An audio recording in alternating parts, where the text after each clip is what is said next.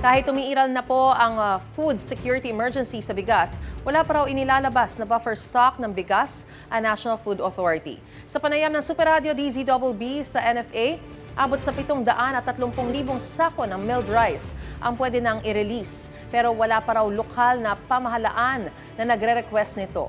Ayon sa NFA, posibleng natatagalan sa pag-request dahil sa kanilang pondo at proseso. Patuloy raw ang pakikipag-ugnayan nila sa mga LGU pati na rin sa Food Terminal Incorporated para maibenta na sa publiko ang buffer stock ng bigas.